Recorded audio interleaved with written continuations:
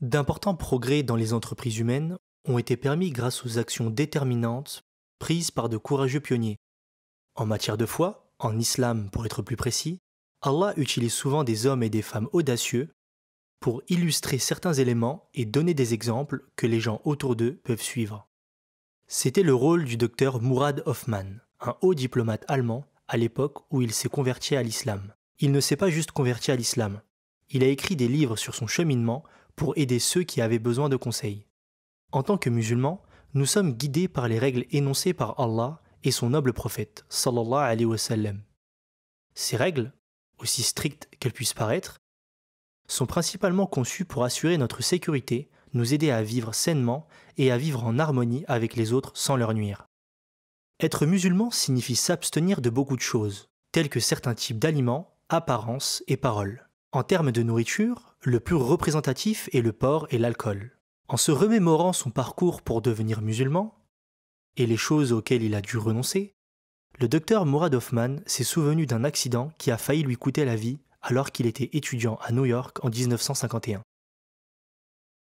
Il voyageait sur la route entre Atlanta et le Mississippi, quand tout à coup, un conducteur ivre au volant d'un camion a fait une embardée dans sa voie, entraînant un accident presque mortel. Il a été si grièvement blessé qu'il a perdu 19 dents, s'est défiguré la bouche et a subi une intervention chirurgicale au menton et au bas de la hanche. Après son opération, le chirurgien l'a félicité en disant qu'il était rare de survivre à un tel accident et que Dieu avait quelque chose pour lui dans ses plans. Ce quelque chose n'est devenu clair pour lui que 30 ans plus tard lorsqu'il a prononcé sa shahada. Essayez d'imaginer le nombre de vies qui auraient pu être sauvées. Le nombre de personnes qui auraient gardé leur corps intact s'il n'y avait pas eu de conducteurs ivres sur la route. Les gens boivent de l'alcool parce que leurs normes sociales le dictent. Mais l'effet est plus nocif pour les buveurs et les personnes qui les entourent. Ne vous y méprenez pas s'il vous plaît. Cette vidéo ne traite pas de l'alcool ou de ses effets. Bien qu'elle aurait pu nous priver d'une âme brillante comme celle du docteur Murad Hofmann, s'il n'avait pas survécu à cet accident en 1951 par la volonté d'Allah. Cette histoire est bien dédiée à la vie exceptionnelle du diplomate allemand. Le docteur Murad Hofmann est né en Bavière, en Allemagne, en 1931, dans une famille catholique. Comme le voulait la tradition, il était automatiquement catholique de naissance. Il a fréquenté l'Union College de New York, puis l'Université de Munich pour obtenir un doctorat en jurisprudence. Il s'est ensuite rendu à l'Université de Harvard pour son master en droit. Il a commencé sa carrière comme assistant de recherche pour la réforme de la procédure civile fédérale en 1957. Après son master, il a occupé le poste d'attaché à l'ambassade d'Allemagne en Algérie pendant la bataille pour l'indépendance avec la France. En 1983, il était directeur de l'information à l'OTAN à Bruxelles. Un poste occupé pendant 4 ans jusqu'en 1987. Il a été témoin de l'oppression subie par les Algériens pendant la guerre et a été impressionné par leur attitude et leur résilience face aux provocations, persécutions et nombreuses exécutions. Il a été tellement impressionné par leur comportement qu'il a décidé de lire le livre saint, le Coran, parce qu'il était sûr que c'était de là qu'il l'avait tiré. Inconsciemment, les Algériens l'ont attiré à l'islam par leurs actions, mais il avait besoin d'un petit coup de pouce supplémentaire. J'ai été témoin de la patience et de la résilience du peuple algérien face à des souffrances extrêmes, de son admirable discipline pendant le Ramadan, sa confiance dans la victoire, ainsi que son humanité même en pleine misère. Après avoir étudié les mérites de l'islam, le docteur était plus informé que jamais. En 1980, à l'occasion du 18e anniversaire de son fils, alors qu'il cherchait un cadeau de valeur qui lui coûterait plus que de l'argent, il décida de compiler un manuscrit contenant des vérités philosophiques indéniables sur l'islam. Il a montré son manuscrit à un imam local pour vérification.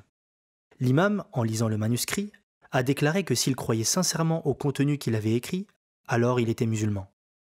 Quelques jours plus tard, le 25 septembre 1980 pour être précis, le docteur Murad Hofmann a déclaré sa conversion à l'islam. Les Algériens ont joué un rôle considérable dans son intérêt pour l'islam. Cependant, ce n'était pas le seul facteur qui l'a influencé. Il y avait 2 autres facteurs, soit 3 au total. L'art islamique en était un, tout comme l'était sa quête pour découvrir la vérité sur la philosophie chrétienne. Avant sa rencontre avec l'islam, il était un grand fan d'art, de danse et de ballet. Mais après avoir découvert l'art islamique, il a été impressionné par ses différents aspects. Ces derniers ont donc fini par remplacer son amour pour les autres types d'art. En tant que catholique et étudiant en histoire, Il a découvert qu'il y avait une différence entre les croyances du chrétien moyen et ce qui a été enseigné dans l'histoire chrétienne. L'adoption de l'enseignement de Paul, qui n'a jamais rencontré Jésus, au lieu justement du message original de Jésus, en était une. L'autre était la croyance que l'humanité porte le fardeau du péché originel et que Dieu, qui a créé, supervise et possède tout sur terre, devait sacrifier son Fils pour les péchés de l'humanité, une idée avec laquelle il n'était pas aligné. Il a étudié les œuvres de nombreux grands philosophes qui ont confirmé l'existence d'un être suprême.